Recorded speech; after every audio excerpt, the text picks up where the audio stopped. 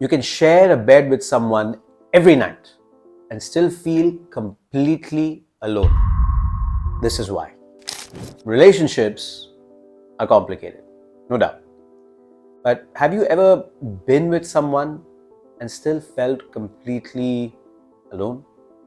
Have you ever been with your friends, just hanging out, having drinks, and you see everybody's having such a great time, and you think to yourself, man, only if I had someone with me, and if I had a boyfriend, a girlfriend, a husband, a wife, then I would be having a good time.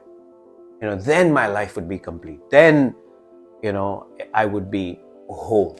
What I want to say is that you can be in a relationship and still feel like you're all alone, that you're all by yourself.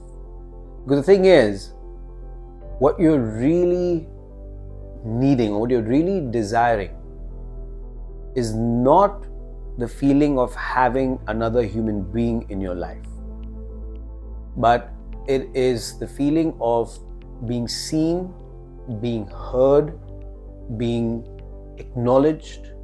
That you exist, that you matter, that your desires matter. And the thing is that everybody who's been in a relationship knows this. Just because you have somebody doesn't mean that you're going to have all of these things validated for you all the time. In fact, it's quite the opposite. When you come into a relationship, you bring your demons, they bring their demons, and it's beautiful, but there are fights, there's just arguments. Relationships are work, and the thing is, you want to bring more work into the relationship than you need to. And the work that needs to be done before you enter into a relationship, well, doesn't need to be done, but I believe is so important, is self-work, right? Realizing that you are enough for yourself, for your own emotional regulation, for being okay. Being alone is paradoxically what gives you the ability to be in a healthy relationship. I'll tell you what I mean. So I remember feeling this way when I was younger. If only I had a girlfriend. Oh my God, that would be amazing. And there was always this sadness inside of me. I see this in some of my friends. There's this friend that I've somebody I've known over the last couple of years. Amazing woman. Very adventurous and smiles all the time. Got such great energy, but I see sadness, in her eyes. And especially, there's these moments where she's shared with me, if only I found the love of my life would be complete. And there's this belief that I see inside of her. It's something like, my life is not complete until I find that someone. That there's one person in this world that would make me whole. And so what does that mean? That means that I am not whole by myself. That there's something missing inside of me. There's something less inside of me. And these are beliefs or messages that we have either said to ourselves or somebody has said to us at some point in our early life. That's become a part of our programming. We all carry programming.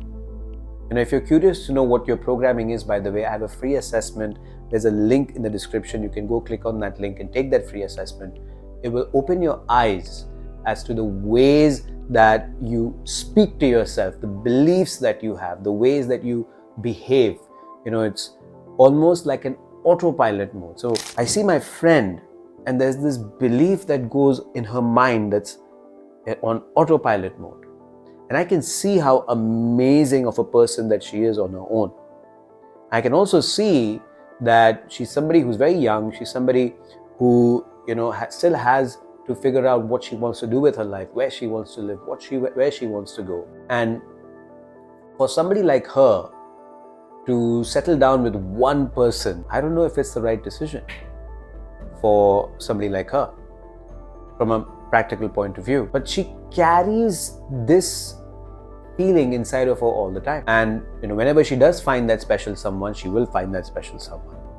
And I know she'll do really, really well there. But the fact that it's so hard for her to enjoy herself without having that relationship, it now brings people into her life that may not actually have the best impact, right? That create more toxicity.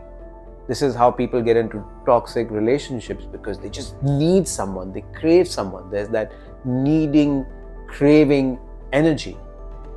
And when you bring that into a relationship, right, when you bring that and put that pressure on someone else, you know what, I need you, I crave you, and I don't feel enough by myself, eventually you're going to be disappointed and you're going to feel lonely. You're going to wonder, is this person right for me? Have I made a mistake? And through this, it's nonsense. Now, I'm not going to talk about how to figure out whether the person that you're with is the right kind of person or not. It's a different conversation, a different video. But what I am going to say is, before you decide to meet that special someone in your life, the most important person that you have to meet is yourself. You have to understand who you are.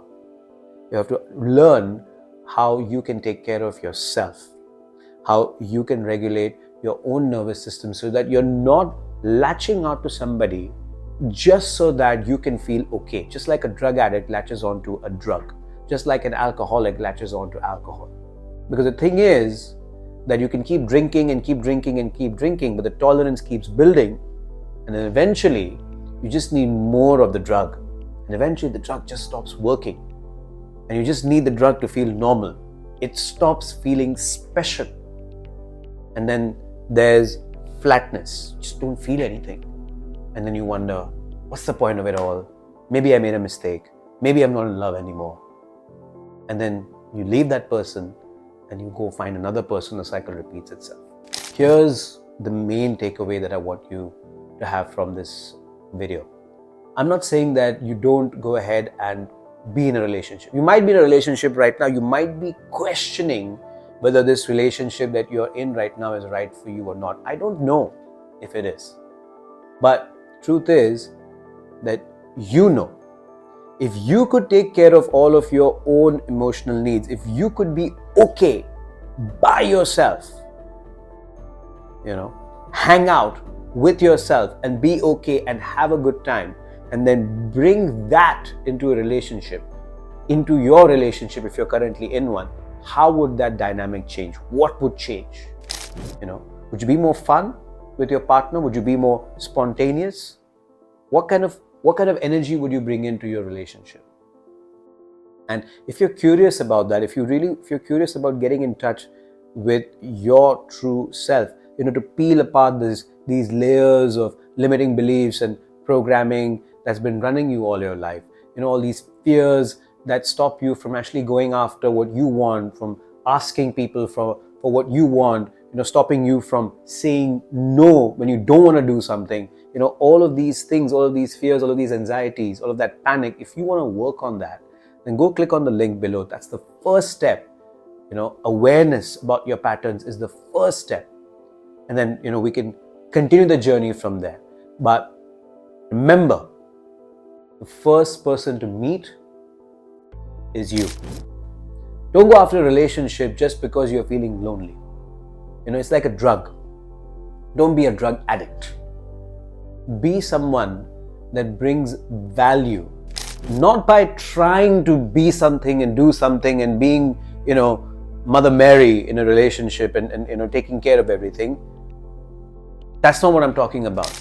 But I'm saying bringing the real you, bringing who you are truly on the inside, that version of you who, let's say, did not have any needy energy, did not have any clingy energy, did not need anything, but brought his desire or her desire into the relationship. Brought their love in the relationship. Not this, but going into a relationship like this is what I have to offer. What if you could do that? How beautiful would that be? And who wouldn't want to be with you if you could do that? So with that, I'm going to end this video. I hope it was helpful. Thank you so much. See you in the next one.